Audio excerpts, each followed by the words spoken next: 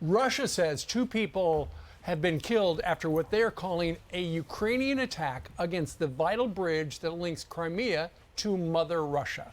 It comes as the Kremlin says it is halting the deal, allowing the export of Ukrainian grain.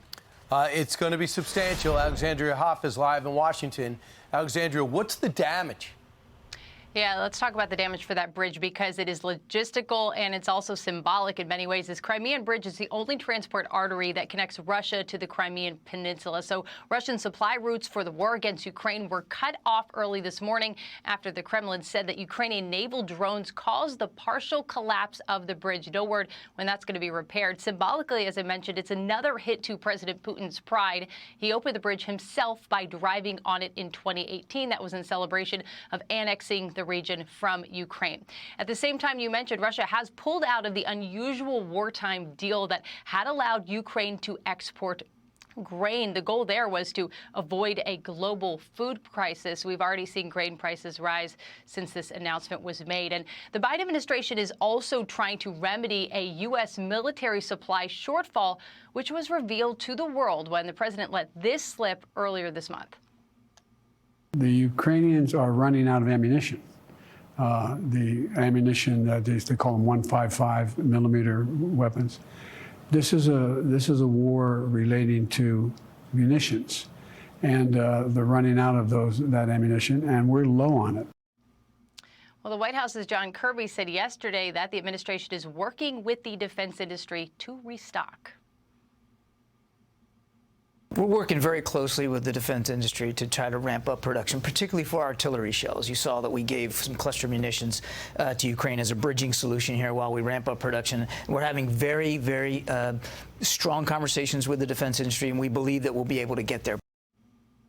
Sure hope we do. Kirby was responding to the report from the Center for Strategic and International Studies that found that replacing our munition inventory, that could take between 4 to 7 years. Guys, we'll so Alexandria, it looks like it was drones that did it, but they didn't get the train. And the train is the one that delivers a lot of the weaponry, correct? Yeah, you're exactly right. Yeah, this is a route for vehicles and for trains. It seems like the train could have been the target of this. They only got the westbound sides of this roadway. If these were naval drones, I don't know exactly how accurate those could be.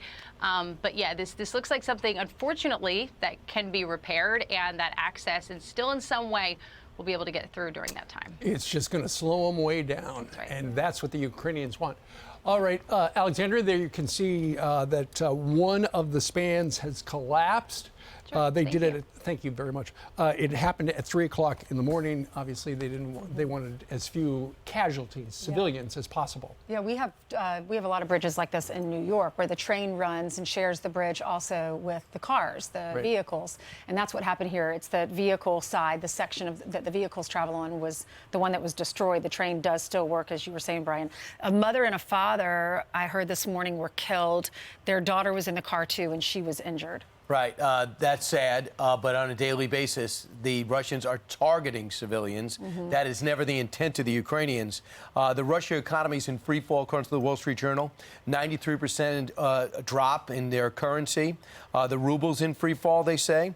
Moscow has a huge chunk of oil and gas products, are down 36%. So they're getting hit hard. They also are firing a bunch of generals.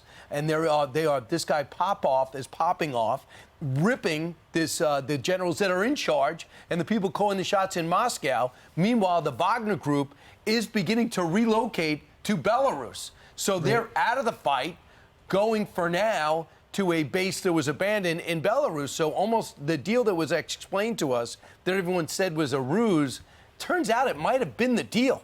So we'll see what's going on there. One thing is pretty clear. The President of the United States saying we're out of ammo helps the Russian cause ridiculously. And the fact that Jake Sullivan's on CNN saying, well, the previous administration said we were out of bullets and they never did anything to fix it. They never tire of blaming Donald Trump. 2.5 years in to their reign, they're blaming Trump. when Trump had all the money pouring into defense, and all they've done is they are cutting below inflation. So they're really cutting defense below 3% and blaming Trump for the problems they have. Well, the problem for us, for all of us in the United States, is we've run out of a lot of stuff. You know, when Joe Biden let slip, and we just saw Alexandria play that soundbite where he goes, we're out of 155 caliber rounds. They say, John Kirby was on with Shannon Bree over the weekend and said, you know, because we're running low on things, we're going to ship them a bunch of these cluster munitions as a bridging solution. Even though they are outlawed by 130 countries, most of the world says they are too dangerous to use, even in war. So they've looked at exactly how long it's going to take to restock our munitions. When it comes to the 155 caliber shells, it's going to take between 4 and 7 years to replace it. That's a long time. They are estimating that the javelins we have given to Zelensky will take 8 years to replace. And the Stinger missiles that we've shipped 1 trillion of them over there, this is jaw-dropping, they say it will take 18 years to replace them. So, you know, when the president reveals we're out of stuff, we're out of a lot of stuff. But there's a couple of things that add to that. That's if we do the current way we're doing it. We have to adjust the way we're doing it. And we got to get into almost a wartime footing. And guess what? It's a for-profit business. Not only do we need stuff, and we will write the checks for this stuff, but the other countries will buy it from us where we can make a profit as well. So the current situation, they consolidated too much in the 90s. There is no market pressure on them. And they say, we need a long-term deal. You want me to make javelins? I need a 10-year commitment. Because if I ramp up and make javelins and you stop ordering them after 3, I lose money and I have an obligation to my shareholders. So what you do is you sign a 10-year commitment. You begin to incentivize these defense contractors to spread out, refan out, and possibly mandate that they separate. Say we made a mistake in the 90s, but don't go doing what you're doing now. Clearly, there's a problem. I would love to talk to an expert that knows exactly what we have in our arsenal. But then again, they're not going to tell us because the president was not supposed to tell the entire world that we were running low on these John Kirby confirmed 155s. Exactly.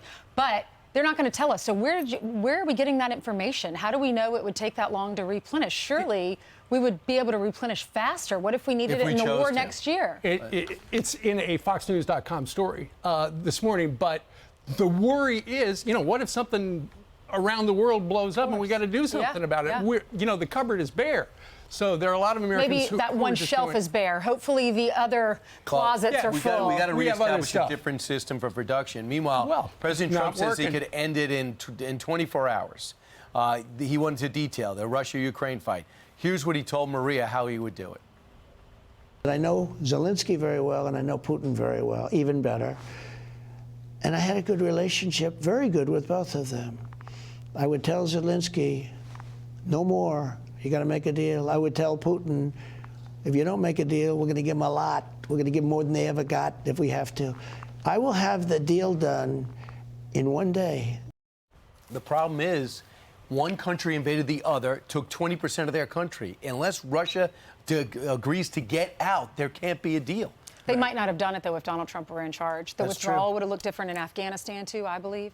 Well, nonetheless, we need more bullets, and it's taking way too long.